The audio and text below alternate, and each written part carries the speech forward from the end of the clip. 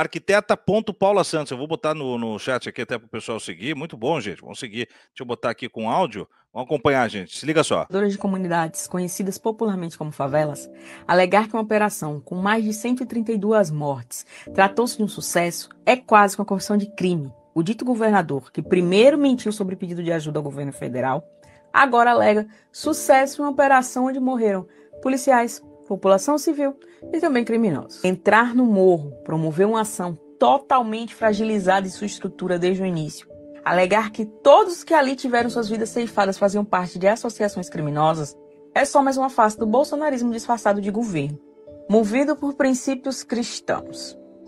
Em tempos de eleição, esses quase 2 milhões de moradores das favelas têm seus votos validados, têm senso comum de que são cidadãos de bem. Polícia e moradores de comunidade, ambos são tratados como massa de manobra no teatrinho egocêntrico do governo bolsonarista. Sim, a polícia que mais mata é também a que mais morre. A polícia que entra atirando a esmo é também a que mais recebe tiros em sua carne. Nesse meio, o único que em nenhum momento correu nenhum risco de morte foi o governador e seu secretário. É muito mais fácil dizer, vai lá, entra, atira, é pra matar. E se por acaso morrer, vira herói. Hoje, mãe do morador de comunidade, a mãe do policial, a filha do morador de comunidade e a filha do policial choram a mesma dor.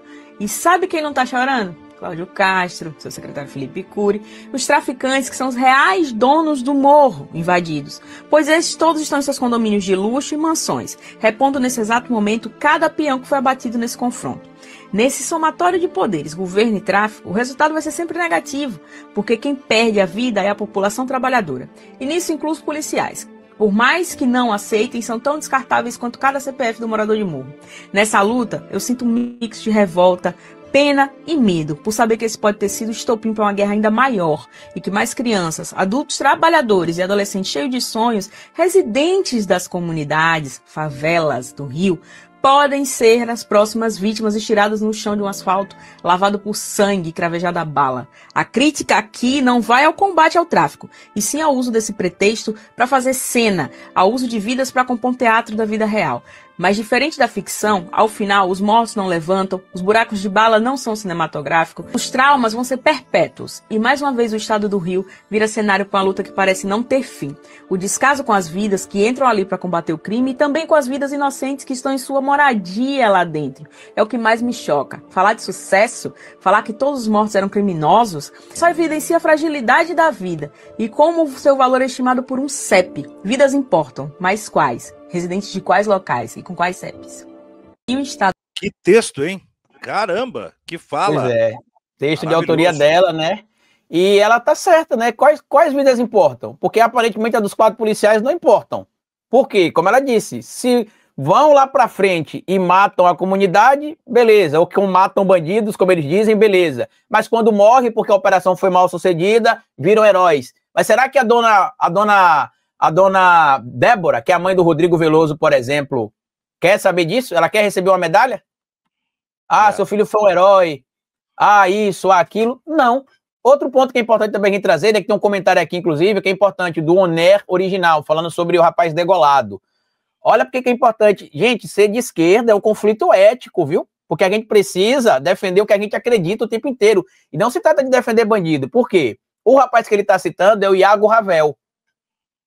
É o Iago Ravel. O Iago Ravel foi aquele jovem que foi degolado, segundo a mãe. E que a própria mãe disse que ele quis se entregar. O secretário Felipe Cury, volta a dizer, presta atenção, isso aqui não trata de defender bandido ou não bandido. Escuta o que eu vou dizer. O secretário Felipe Cury disse que ele foi morto em conflito com a polícia e que depois que ele morreu, os criminosos mandaram arrancar a cabeça dele para gerar choque na sociedade. Isso está em entrevista que ele deu. Vários portais. Sabe o que o ML revelou no laudo cadavérico, Thiago? O quê? Ele não morreu vítima de bala, de disparo de arma de fogo. Ele morreu vítima do degolamento, da degola de perfuramento por faca. Aí muita gente vai falar, mas se ele encontrou de frente com o policial e o policial, em legítima defesa, esfaqueou, ele morreu. Isso é legítima defesa? Se ele não se entregou, é. Mas a partir do momento que degolou o rapaz, aí eu pergunto pra você, Thiago, se essa degola, como aponta a família, aconteceu pela polícia, isso não choca também? Caramba. Porque do mesmo jeito que eu fico chocado em ver um bandido arrastando um morador na comunidade atrás de um carro, ou colocando uma mulher, como eles botaram, dentro de uma banheira cheia de gelo para torturar ela, eu tenho também de ver isso como algo que me choca. Sabe por quê, Thiago? Eu fiz uma pesquisa. Como eu sou cientista político, muitas das coisas que eu comento tem que ter base técnica. Eu não posso simplesmente tirar do nada. Tanto que todo vídeo meu, no comentário que fica fixado lá, eu trago as fontes. Eu trago as fontes para poder validar aquilo que eu disse. E eu fiz uma pesquisa baseada em um estudo feito pelo IDP sobre reincidência de menores que cometem infrações, né, sociocriminais, entre aspas, e sobre a reincidência do crime com adulto. Sabe o que eu descobri, Thiago? Que a reincidência do crime entre os jovens de 15 a 19 anos é de 11% aproximadamente. Ou seja, isso é uma média nacional, tá? Dos indivíduos que são menores, que são levados para centro de ressocialização, que cometem condutas infracionais, 90%, Thiago, praticamente, nunca mais voltam ao crime. Isso é estatístico, não é opinião, tá? É estatística. No meu vídeo eu mostro lá os dados. 90% não cometem mais crime aproximadamente, Thiago. Só entra no crime, é levado para o sistema de ressocialização, lá passa por um processo de formação pedagógica, ressocialização, sai de lá e apenas 11,26% regressam ao crime. Sabe qual é o percentual do adulto, Thiago? De 37% a 42% regressam ao crime. Aí você pergunta por quê? Porque, primeiro, não tem um plano claro de ressocialização. Entendam também isso aqui, tá? Ressocialização para aqueles que podem ser ressocializados. Tem alguns que a gente sabe que não tem jeito. Porque a extrema-direita sempre pega a exceção como regra, né? E o Champinha? E o maníaco do parque? A gente tá falando daqueles que conseguem ser ressocializados. Não usem a exceção como a regra. E aí por que, Thiago, que a ressocialização dos adultos é menor? Porque dentro das prisões, além de não ter um plano estabelecido claro de ressocialização, estão as facções criminosas. E aqui agora vai uma crítica à esquerda que pouca gente tem feito e que eu vou fazer. O maior erro que nós cometemos foi aprovar a lei de drogas em 2006 com as lacunas que ela tem. Entre essas lacunas, por exemplo, que estavam presentes no artigo 28, Thiago, e que só foi corrigido agora pelo STF, quem determinava, por exemplo, se a quantidade de droga que o indivíduo estava aportando era para consumo ou se era para tráfico, era o juiz, levando em consideração o quê? As circunstâncias, a quantidade, o histórico e o local da apreensão. Só para o público ter noção de como é que funcionava isso, mais ou menos. Para um jovem preto ser preso, considerado traficante, ele tem que estar portando aproximadamente 80 gramas de maconha. Sabe quantas gramas de maconha um branco tem que estar portando para ser enquadrado como traficante? Isso não é dado que eu estou falando da boca, não, tá? O estudo da Secretaria de Segurança Pública do Estado de São Paulo. 480 gramas aproximadamente, Thiago. Traduzindo, um branco, para ser traficante, tem que estar com meio quilo de maconha. Um preto tem que estar com menos de 100 gramas. Então era um critério muito subjetivo.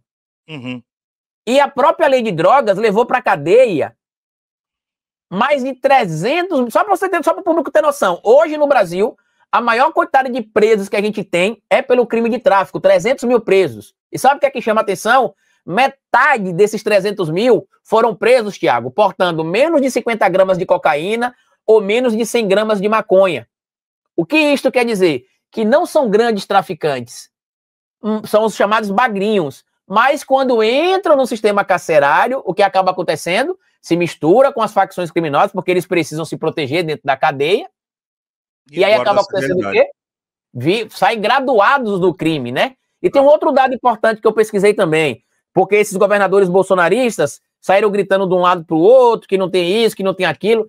Primeiro, que nenhum deles faz parte do SUSP, né, que é o Sistema Integrado de Informação do Governo, para trocar essas informações como eles querem. Por que eles não fazem parte, Thiago? Porque o SUSP tem um critério técnico de como você relata o crime, por exemplo, no banco de dados.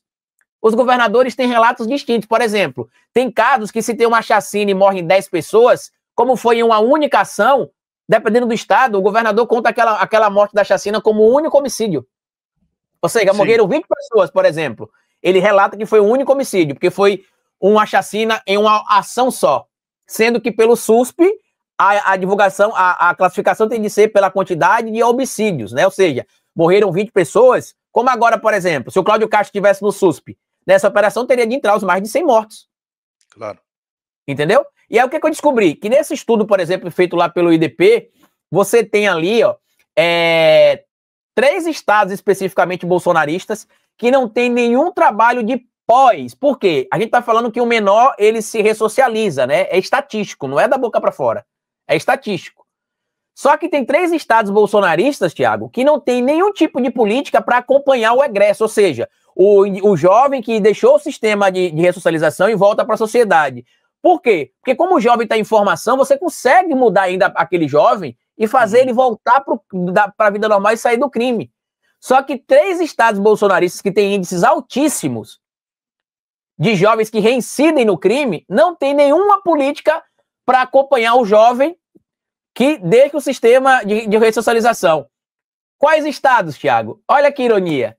Goiás, Mato Grosso do Sul e a unidade federativa que os jovens mais reincidem no crime, o Distrito Federal. Sabe qual é a taxa de reincidência dos crimes entre jovens no Distrito Federal? 54%, sendo que a média nacional é 11,26%. E aí eu te pergunto, esses indivíduos querem realmente combater o crime? Porque os 3 estados que mais se prendem por tráfico de drogas, acho que os 3 ou 4, né, são Paraná, Santa Catarina, São Paulo e Rio de Janeiro. E sabe quais são os 3 estados que os adultos mais reincidem no crime? Quais? Na ordem, tá? Para o público que está acompanhando aí. Na ordem. Paraná, mais de 50% dos adultos voltam a cometer crimes, dos que foram presos.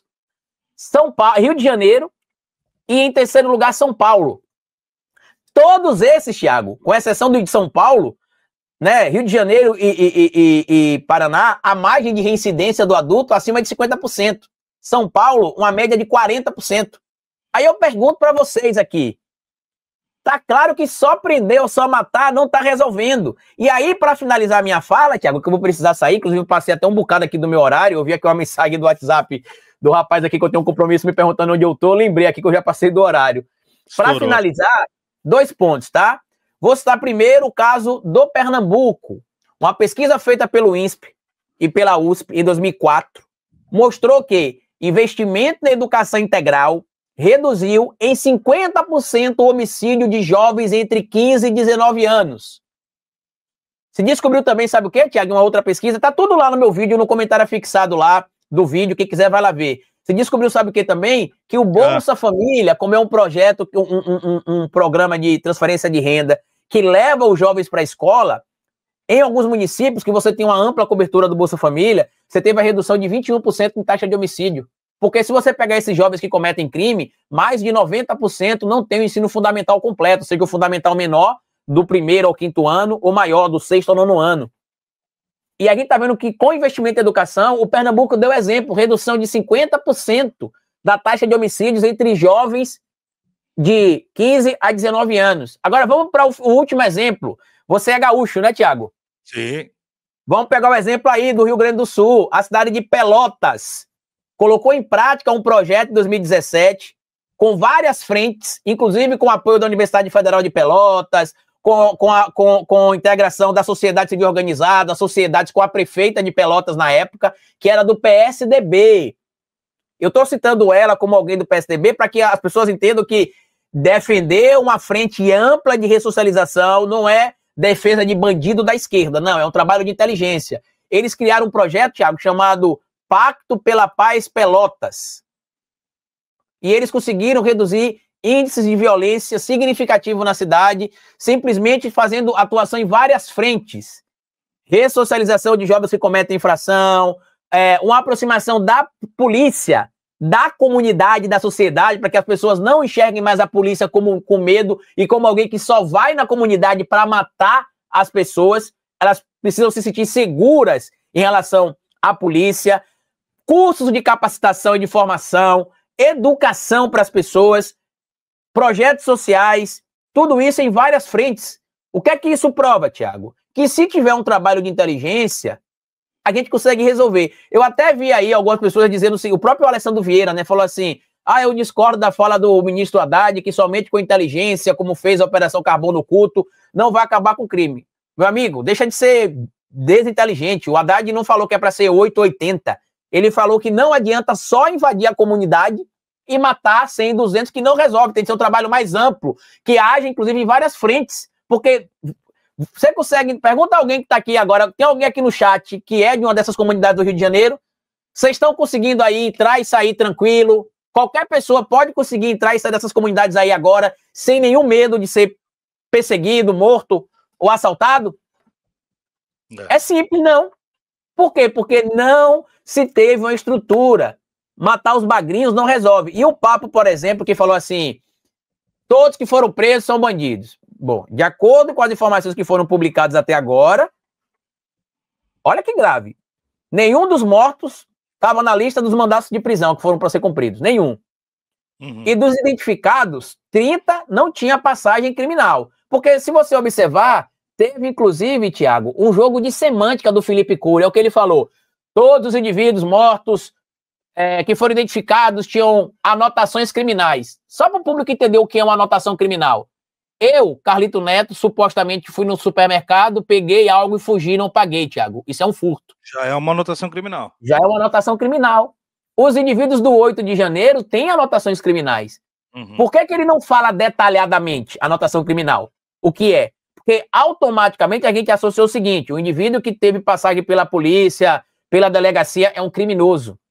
E nem sempre é assim. Porque, por exemplo, teve gente que tem anotação criminal que pode ter sido procurado por tentativa de homicídio, por tráfico de drogas, por lavagem de dinheiro, por organização criminosa, mas tem gente que pode ter sido apontada ali como ter anotação criminal por ter feito um furto. E sabe o que é interessante no furto? O furto é um crime que não envolve nem violência e nem grave ameaça. Ou seja, é um crime que, se não me engano, a pena é menor que 4 anos. Eu não lembro de cabeça agora. Mas se for menor que 4 anos, nem cadeia dá. Mas, pela lógica do secretário Felipe Cury, não dá só cadeia, dá morte, dá execução sumária. Tá? Que absurdo.